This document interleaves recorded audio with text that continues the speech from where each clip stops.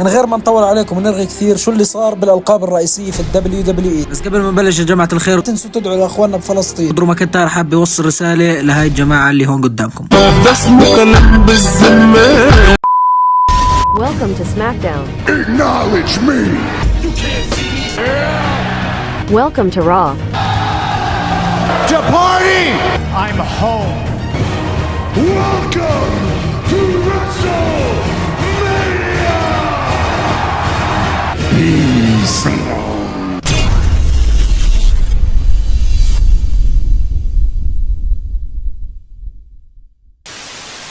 طيب ركزوا معي حبة نبلش باللقب الأول اللي هو WWE World Heavyweight Champion اللي هو كان اللقب المجموع. شو تاريخ هذا اللقب أو شو بلش؟ طبعا يا جماعة هذا اللقب هو البداية وهو أساس شركة WWE كلها، اللي ما بيقدروا يلغوه بالمرة، بيجمعوه مع ألقاب وحدوه مع ألقاب بس ما بيقدروا يلغوه بالمرة، إنه هذا هو حلم أي مصارع من هو صغير لما عرف إشي اسمه WWE. اللقب هذا يا جماعة بدأ في بدايته كان تحت اسم WWF، بعديها انتقل لاسم الاندسبيوتد، بعدين لقب الدبليو دبليو اللي هو كان السبينر اللي قدامكم هذا، وبعديها لما اخترعوا لقب الورد هيفيويت تشامبيون اللي يكون فيه لقب ثانوي انه مثلا يحطوه بالسماك داون والرو يضلوا يتنقلوا فيه، فقرروا انهم يدمجوا الالقاب. ليش؟ عشان يرفعوا من اسم الورد هيفيويت تشامبيون، ولانه كثير صار في فائزين للورد هيفيويت تشامبيون وفي فائزين للدبليو دبليو اي، فبدهم يجمعوا الانجازات. اللي صار بعدها لما انجمعت الانجازات صار اي حدا ماخذ الورد هيفيويت تشامبيون واي حدا ماخذ الدبليو دبليو اي تشامبيون صار لقب واحد، وانجازاتهم والايام ومرات الاحتفاظ كلياتها مع بعض بآن واحد،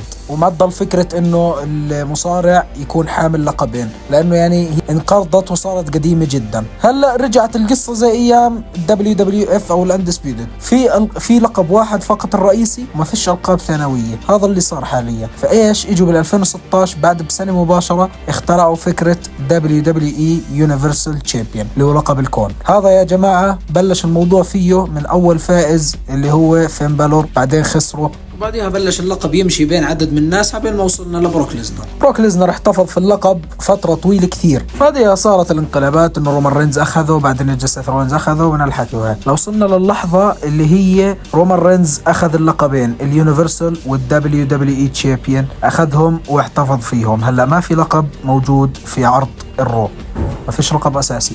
اخترعوا فكرة الورد هيفيويت تشامبيون يرجعوا يحيوها، لانه زمان كان اللقب مشهور، بعد ما انشهر اكثر من لما دمجوه في الدبليو دبليو اي. هلا رجعت انجازات، فركزوا معي كويس عشان تفهموا الخلطة منيح. رجعت انجازات الورد هيفيويت تشامبيون لحال، ولقب الدبليو دبليو اي تشامبيون لحال، زي من ايام اللقب لما كان اخر مرة كان لقب الدبليو دبليو اي لحاله اللي هو وقت ايام السبينر، اللقب هذاك اللي قدامكم. وهلا رجعوا احيوا الورد هيفيويت تشامبيون لترجع انجازاته لحال، ولقب الدبليو دبليو اي انجازاته لحال. لما دمجوه تحت اسم الاندسبيوتد تشامبيون صار اللقب اسمه مدموج انجازاته، يعني اللي ماخذ اليونيفرسال، زي اعطيكم مثال رومان رينز ماخذ اليونيفرسال مرتين، ماخذ لقب الدبليو دبليو اي 3 مرات. اجمع الانجازات مع بعض، رومان رينز ماخذ لقب الاندسبيوتد بشكل عام 5 مرات، والايام تنحسب. هذا هو اللي بيصير.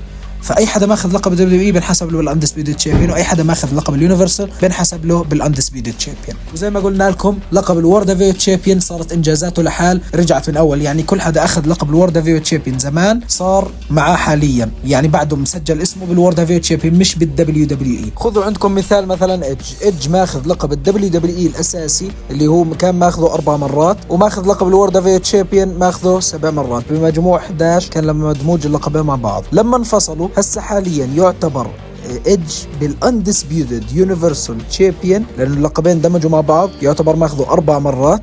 قلت لك سواء ماخذ الدبليو دبليو او ماخذ اليونيفرسال صاروا كلياتهم مجموعه بانجاز واحد، فاي حدا ماخذ الدبليو دبليو او ماخذ يونيفرسال ينحسب له انه ماخذ اندسبيوتد. ولقب الورد هيفيويت تشامبيون ماخذه 7 مرات اللي هو موجود مع سيث رولينز. لو منكم وصلنا لنهايه الفيديو، اذا عجبكم لا تنسوا تحطوا لايك واشتراك. يعطيكم العافيه جميعا، الحمد لله وصلنا 3000 الحمد لله رب العالمين. ما توقعت نوصل بهالسرعه، يعني حتى في فيديو مجدول راح ينزل لكم الخميس الجاي انا حاكي فيه انه قربنا نوصل 3000، فاحنا وصلنا بسرعه البرق يعني قبل ما ينزل هذا الفيديو حتى. يعطيكم العافيه والسلام عليكم ورحمه الله تعالى وبركاته.